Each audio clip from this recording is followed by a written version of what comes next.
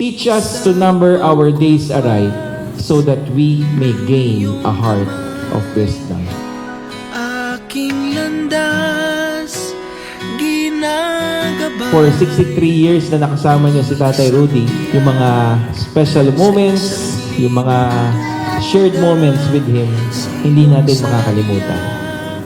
And for 63 years, alam ko po, nagmarka siya sa ating puso. Siguro ang pinaka-importanting aral na natutunan ko sa tatay ko kung paano magpatawad ng buo kahit hindi hinihingi sa'yo. Sobrang proud ako sa tatay ko kasi sa dami ko naririnig na kwento, wala akong narinig na kwentong masama. Mababait siya, sinusuportahan niya yung mga kapatid niya, kahit sinusuportahan niya kami. At umikot man sa kawalan, sa bawat kailan. Nagpasalamat po ako sa aking very jolly na biyanan. Sobrang jolly.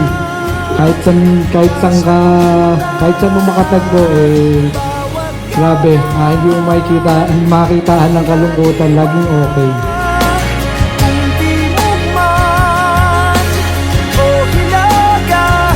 Nagpapasalamat din ako sa aking kapatid dahil kami nagtutulungan, nagdadamayan.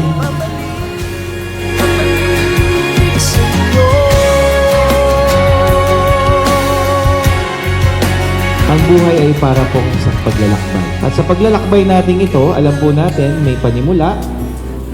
Ang simula ay kapanganakan at meron pong hangganan.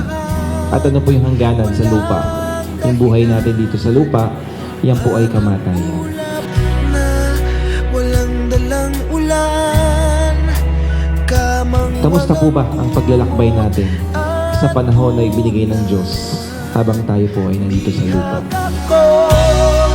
ng pagtataka, may saysay ba ang Sa paglalakbay sa buhay po natin ito, may mga bagay tayong dapat hindi kaligtaan. Ito po ang isa sa dapat nating huwag kaliligtaan. Ang sulitin po natin yung magandang binigay ng Diyos. Ano bang binigay ng Panginoon? Yan po ang panalangin.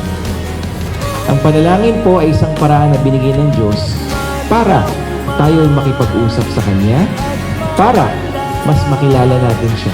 At higit sa lahat, magkaroon tayo ng personal na relasyon sa ating Panginoon. sa bawat kailan, sino't saan, ikaw lamang ang kasagutan, bawat kanan. Pag sinabi natin, Lord, teach us, turuan mo kami, nawa wag nating palagpasin yung pagkakataon na yun. Kasi sa bawat pangyayari ng buhay, merong gustong ituro ang Panginoong Diyos sa atin. Babalik sa'yo.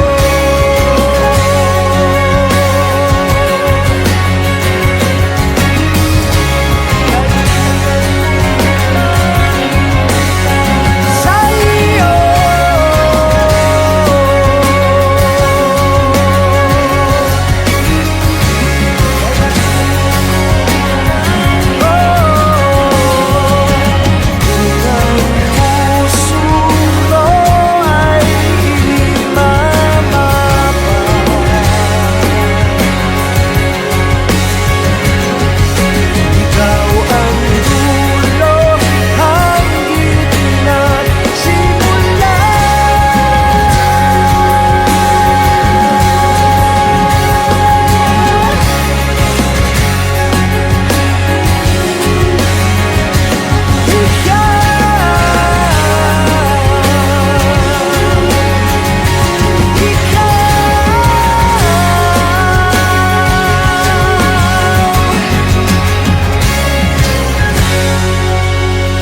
Bigyan po natin siya ng parangal sa lahat ng alaala na meron po tayo.